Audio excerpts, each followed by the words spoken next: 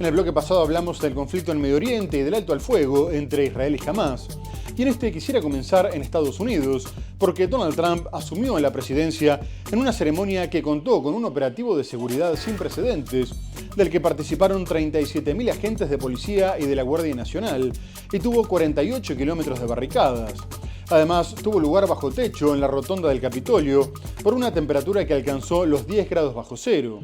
Y el mandatario dio un discurso en el que aseguró que a partir de ahora había terminado el declive de Estados Unidos para dar paso a la Edad de Oro, ya que haría frente a una élite radical y corrupta que había monopolizado el poder y la riqueza durante años. Entre otras cosas, el republicano prometió mandar astronautas a Marte para que pusieran la bandera de Estados Unidos, algo que estaría a cargo del dueño de SpaceX, Elon Musk, que en el último tiempo se convirtió en uno de los aliados más cercanos del presidente. Además, reiteró su intención de cambiarle el nombre al Golfo de México para que se llame Golfo de América y aseguró que recuperaría el Canal de Panamá porque estaba siendo controlado por China. Por otra parte, dijo que solo reconocerían dos géneros, el masculino y el femenino. Y en cuanto a la migración, anunció que decretaría la emergencia nacional en la frontera sur, lo que, según él, detendría inmediatamente toda entrada ilegal, mientras comenzarían la devolución de millones de extranjeros. Asimismo, dijo que enviaría militares a la frontera, que acabaría con el asilo y que terminaría de construir el muro fronterizo. Por último, adelantó que declararía la emergencia energética porque la subida de los precios de la energía había generado inflación. Donald Trump se convirtió el lunes en el presidente número 47 de Estados Unidos. Tras prestar juramento, el mandatario prometió una nueva edad de oro estadounidense y, como durante su primer mandato entre 2017 y 2021, aseguró que ante todo pondrá a Estados Unidos primero. La edad de oro de Estados Unidos comienza ahora mismo. A partir de hoy, nuestro país florecerá y volverá a ser respetado en todo el mundo. Para lograrlo, dejó en claro que una de sus grandes prioridades es combatir la inmigración irregular. Para ello no escatimará medios, como declarar la emergencia nacional en la frontera con México y expulsar migrantes. Toda entrada ilegal será frenada de inmediato y comenzaremos el proceso de devolver a millones y millones de extranjeros criminales a los lugares de donde vinieron. También prevé cambiar el nombre del Golfo de México por el Golfo de América, imponer aranceles a terceros países para ayudar a enriquecer a los ciudadanos estadounidenses y recuperar el control del Canal de Panamá. Se está cobrando de más a los barcos estadounidenses y no están siendo tratados de manera justa, y eso incluye a la Marina de Estados Unidos, y sobre todo China está operando el Canal de Panamá. Y no se lo dimos a China, se lo dimos a Panamá y lo vamos a recuperar. Además de la cuestión migratoria y la intención de recuperar el Canal de Panamá, hay otras cuestiones que generan preocupación en la comunidad internacional.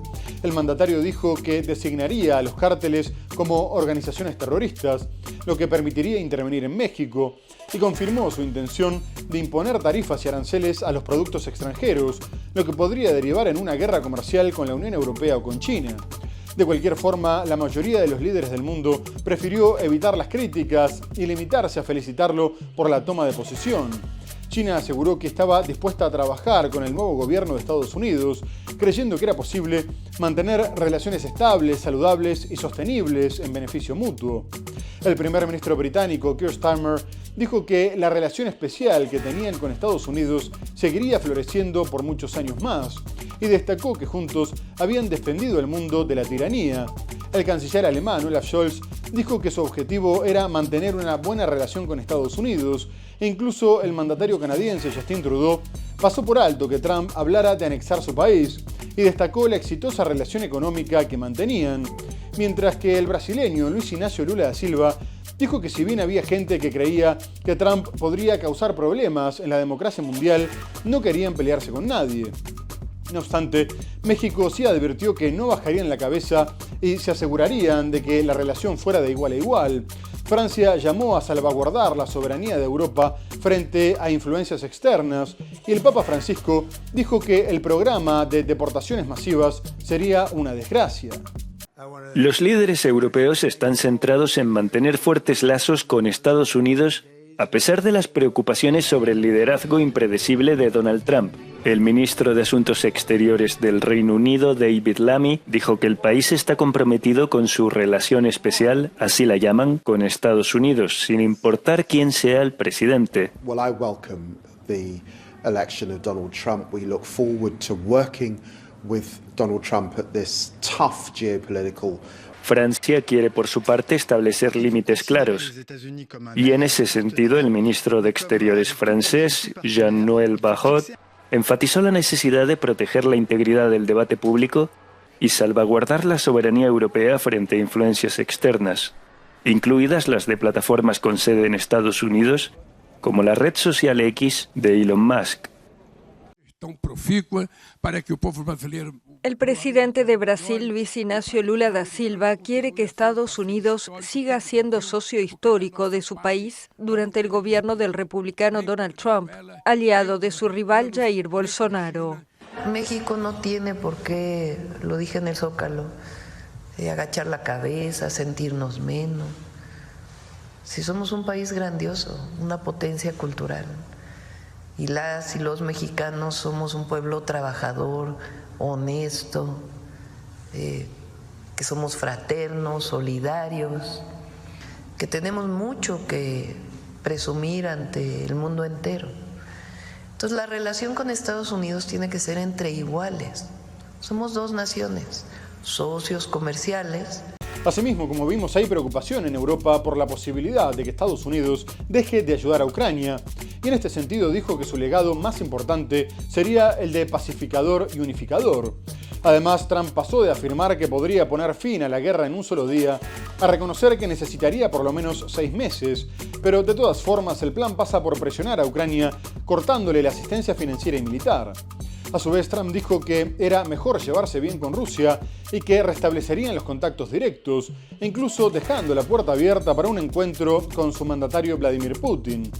Y este reconoció la voluntad del republicano de mejorar las relaciones, recordando que no había sido Trump quien había cortado los contactos directos, sino la administración saliente, y lo felicitó por su victoria, afirmando que había demostrado tener el valor para ganar de forma convincente, a pesar de haber sufrido atentados contra su vida.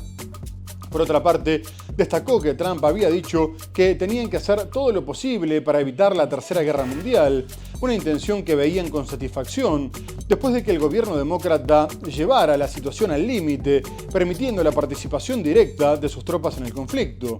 Putin hizo estas declaraciones durante una reunión del Consejo de Seguridad de Rusia, dedicada exclusivamente a las relaciones con Estados Unidos, y recordó que Moscú siempre se había mostrado dispuesta al diálogo, desde una base de igualdad y de respeto mutuo, sobre todo para poner fin a la guerra de forma definitiva y no como una tregua para rearmarse, para lo cual había que erradicar las causas que la habían provocado. El presidente ruso Vladimir Putin felicitó el lunes a Donald Trump horas antes de su investidura y aseguró que está abierto al diálogo sobre Ucrania para lograr una paz duradera casi 3 años después del inicio del conflicto. Creemos que el diálogo se construirá sobre una base de igualdad y respeto mutuo, dado el papel significativo que desempeña nuestro país en una serie de cuestiones clave en la agenda oficial, incluida el fortalecimiento de nuestra estabilidad y seguridad estratégica. También estamos abiertos al diálogo con la nueva administración de Estados Unidos sobre el conflicto ucraniano. Администрации США по украинскому конфликту. Выборный период был для господина Трампа во всех отношениях нелегким. На него и даже на членов его семьи постоянно оказывалось жесточайшее давление. Дело дошло до попыток покушения на его жизнь. Но он проявил мужество, одержал убедительную победу на выборах. И мы видим заявление вновь избранного президента США и членов его команды о желании восстановить прямые контакты с Россией, прерванные не по нашей вине уходящей администрации. Слышим также его заявление о Необходимо сделать все, чтобы не допустить Третьей мировой войны.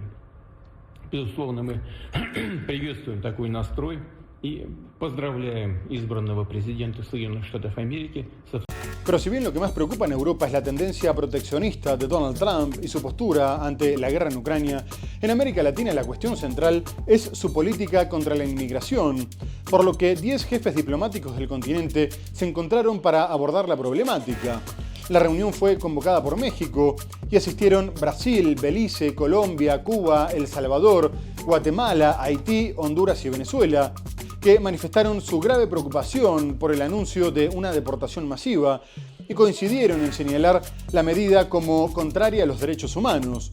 Además, llamaron a tratar la migración con un enfoque humanista, destacando que todos tenían derechos fundamentales e inalienables y se comprometieron a defenderlos, rechazando su criminalización y protegiéndolos de la delincuencia organizada que lucraba con ellos. Trump promete medidas polémicas, como negarles el derecho a la ciudadanía a los hijos de inmigrantes indocumentados que nazcan en Estados Unidos, así como a quienes estén con visa de turista o de estudiante, algo que ya fue firmado en una orden ejecutiva y que fue denunciado por 18 estados porque es un derecho constitucional. Pero lo que más preocupa es el rechazo al asilo y la deportación masiva. Y unas horas después de asumir el Ejecutivo, la aplicación CBP One, por la que los migrantes sacaban citas con los agentes de aduanas en 8 puntos fronterizos y que permitió la entrada legal de casi 1 millón de personas, dejó de funcionar, mientras que las citas previas fueron canceladas. Los demócratas afirman que la aplicación redujo los cruces ilegales y los republicanos que incentivaba la inmigración. Jefes diplomáticos de 10 países de América Latina y el Caribe expresaron su grave preocupación por el anuncio de una deportación masiva de personas migrantes, una medida que consideran incompatible con los derechos humanos, según una declaración conjunta publicada el viernes. El pronunciamiento, que no atribuye la medida a ningún país, alude al anuncio de Donald Trump, quien ha prometido ordenar el mayor operativo de deportación de extranjeros en la historia de Estados Unidos, apenas asuma el cargo.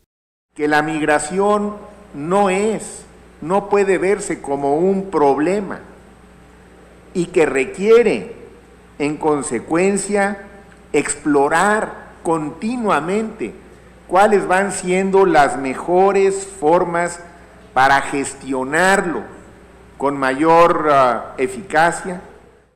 La declaración divulgada por la Cancillería de México realiza además un llamado a todos los países del hemisferio a conducirse con apego al derecho internacional, a los derechos humanos y a las legislaciones internas, para gestionar la migración con un enfoque humanista, particularmente ante la amenaza de deportaciones masivas. Los países firmantes Brasil, Belice, Colombia, Cuba, El Salvador, Guatemala, Haití, Honduras, México y Venezuela, casi todos emisores de migrantes, se comprometen además a defender los derechos humanos de todas las personas migrantes. Esto incluye rechazar su criminalización en todas las etapas del ciclo migratorio y protegerlas prioritariamente de la delincuencia transnacional organizada que lucra con la migración. La declaración conjunta también sugiere reactivar las reuniones sobre migración de la Comunidad de Estados Latinoamericanos y Caribeños, con el fin de tener un espacio amplio de discusión de propuestas para atender la problemática.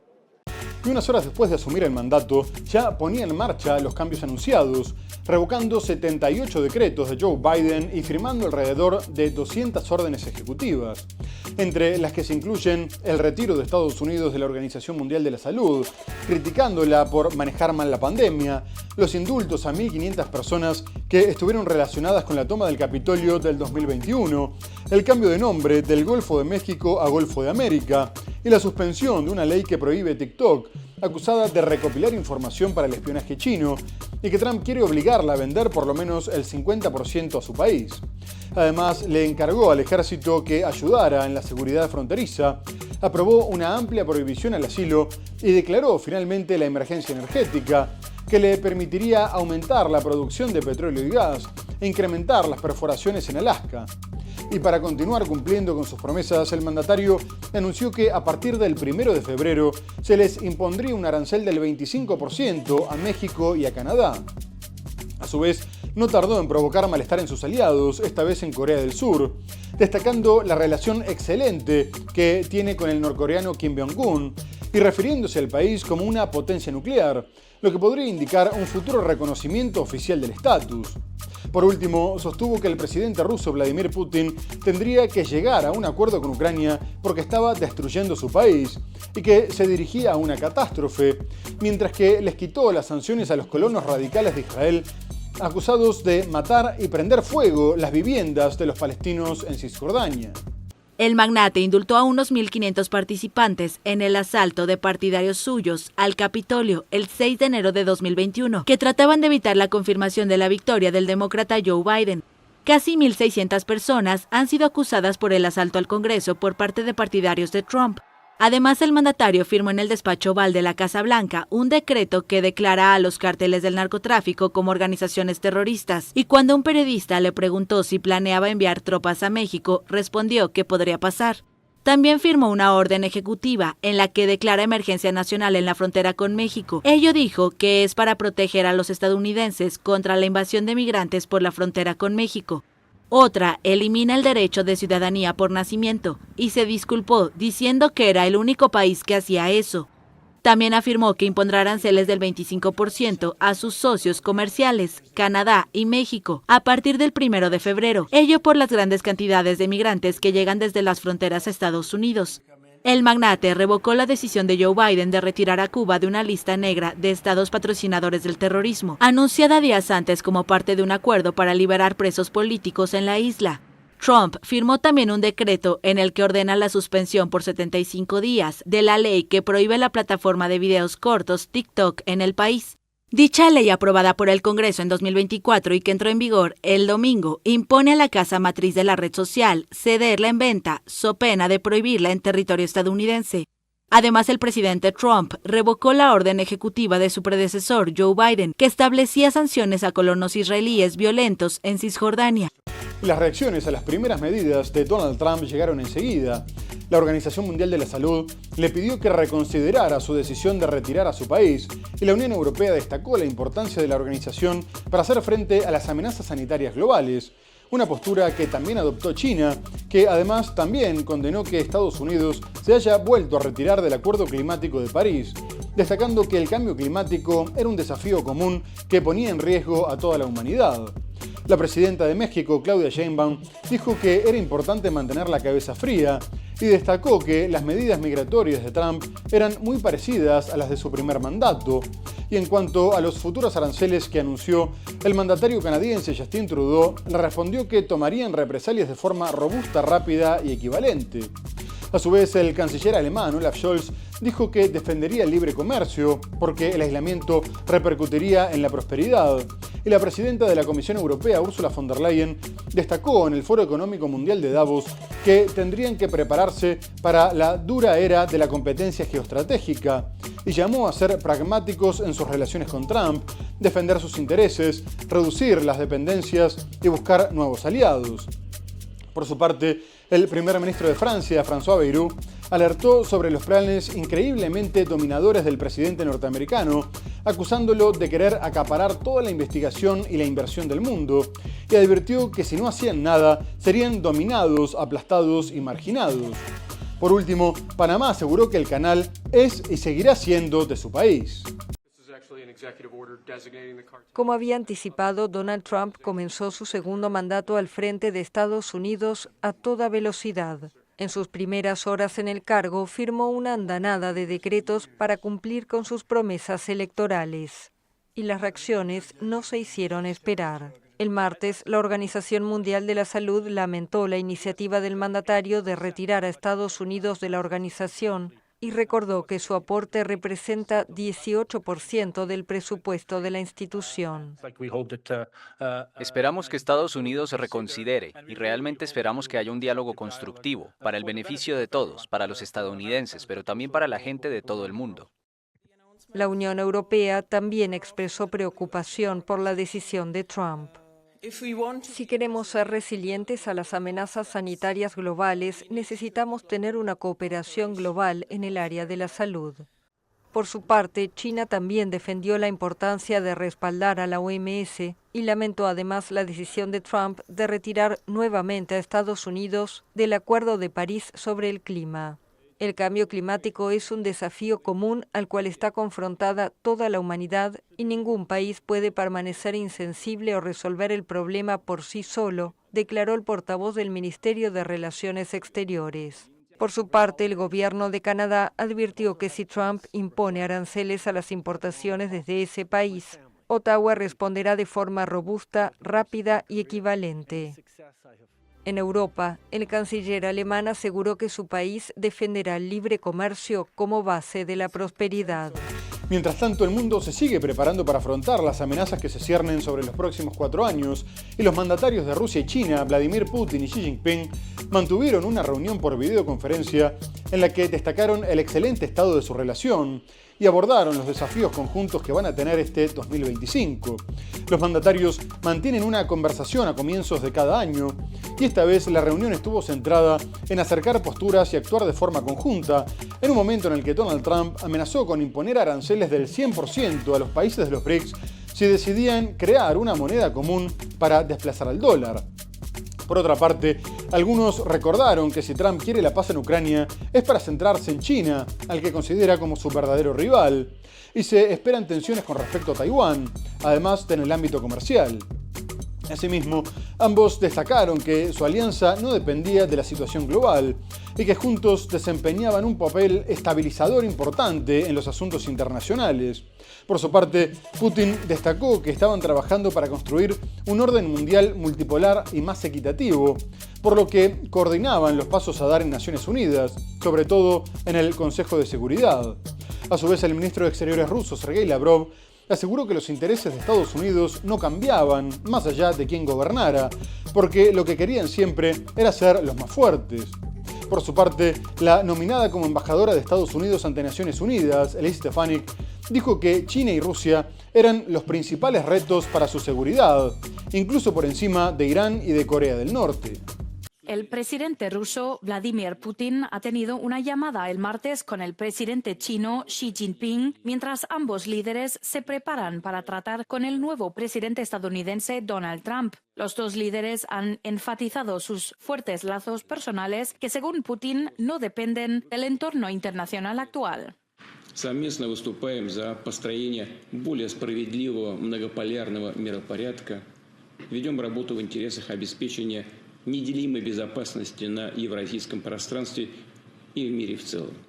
Al mismo tiempo, Xi expresó su esperanza de que haya lazos positivos con Estados Unidos en una llamada que tuvo con Trump la semana pasada. 中方愿意按照相互尊重、和平共处、合作共赢的原则，同美方加强对话沟通，妥善管控分歧，拓展互利合作。希望美方同中方相向而行，共同推动中美经贸关系稳定、健康、可持续发展。 El ministro de Asuntos Exteriores de Rusia asegura que los intereses de Estados Unidos no han cambiado. Интерес Соединенных Штатов никогда не менялся независимо, в зависимости от того, демократы или республиканцы находятся в Белом доме. Этот интерес заключается в том, чтобы всегда быть сильнее любого конкурента. Putin está dispuesto a dialogar con Trump sobre el fin de la guerra en Ucrania, pero ha enfatizado la necesidad de respetar los intereses de Rusia. Tanto antes como durante la toma de posesión de Donald Trump, varias manifestaciones auguraban un clima tenso para los próximos años, sobre todo en ciudades liberales como Washington, Nueva York o Chicago. En la capital, la marcha fue convocada por organizaciones que pelean por los derechos civiles, la justicia social y la igualdad de género, y había carteles que reclamaban por el derecho al aborto, la lucha contra el cambio climático y en favor de la democracia. Además, advertían sobre el peligro de que una oligarquía de multimillonarios tomara el control del país, una afirmación que poco antes había hecho el entonces mandatario Joe Biden. El demócrata se despidió con un discurso a la nación en el que advertía que un grupo de personas con riqueza, poder e influencia extraordinarias estaba amenazando la democracia, las libertades y los derechos básicos. A su vez, dijo que el complejo militar industrial podría salirse de control y que la prensa libre estaba en peligro, en un momento en el que había una avalancha de desinformación. Por último, alertó que algunas fuerzas poderosas querían derribar lo que había construido en materia climática con el objetivo de tener más ganancias. El expresidente dejó la Casa Blanca firmando perdones preventivos, adelantándose a una posible venganza de Donald Trump contra funcionarios a los que había amenazado con represalias, entre los que se destacan los miembros y testigos del Comité del Congreso que investigó la toma del Capitolio, el general Mark Milley, que lo llamó fascista y Trump respondió que tendría que ser ejecutado, o el doctor Anthony Fauci, que lideró la lucha contra el COVID. Además, incluyó a 5 miembros de su familia. Miles de personas marcharon en las calles de Washington el sábado contra las políticas anunciadas por Donald Trump y su partido republicano, 2 días antes de que el millonario vuelva a la Casa Blanca. La Marcha del Pueblo fue organizada por un colectivo de movimientos por los derechos civiles y la justicia social, incluyendo el grupo detrás de la Marcha de las Mujeres, que atrajo a cientos de miles de personas a la capital estadounidense antes de la primera asunción de Trump en 2017. El presidente Joe Biden instó el miércoles a los estadounidenses a ponerse en guardia contra la amenaza de lo que llamó una oligarquía, en clara alusión a Donald Trump y a los millonarios que lo secundan como Elon Musk. Dijo que se trata de la peligrosa concentración de poder en manos de muy pocas personas ultra ricas. Hoy en día está tomando forma en Estados Unidos una oligarquía de extrema riqueza, poder e influencia que literalmente amenaza toda nuestra democracia, nuestros derechos y libertades básicos y la oportunidad justa para que todos salgan adelante. El discurso a la nación de Biden fue muy sombrío. El demócrata de 82 años advirtió sobre los peligros de un complejo militar industrial fuera de control y dijo estar igualmente preocupado por el posible auge de un complejo industrial tecnológico. Biden aseguró que la combinación de la inteligencia artificial y de una prensa libre, que a su parecer se está desmoronando, hace que la ciudadanía sea más vulnerable. Además, Biden protestó por lo que calificó una avalancha de desinformación. Otra advertencia que hizo fue por el cambio climático. Fuerzas poderosas quieren ejercer su influencia desenfrenada para eliminar las medidas que hemos tomado para abordar la crisis climática, para servir a sus propios intereses de poder y ganancias. Pero como no todo es Estados Unidos o Donald Trump, quisiera terminar en Colombia, que está viviendo una importante crisis de seguridad por enfrentamientos entre guerrillas y amenazas a la población civil. El presidente Gustavo Petro declaró el estado de conmoción interior y la emergencia económica y suspendió las negociaciones de paz con el Ejército de Liberación Nacional, después de que tuviera lugar el peor ataque durante su gobierno, en el que murieron más de 30 personas. El mandatario condenó lo que consideró como crímenes de guerra y lamentó la poca voluntad de alcanzar la paz por parte del Ejército de Liberación Nacional, que va casa por casa asesinando a familias enteras si considera que favorecen a las disidencias de la FARC.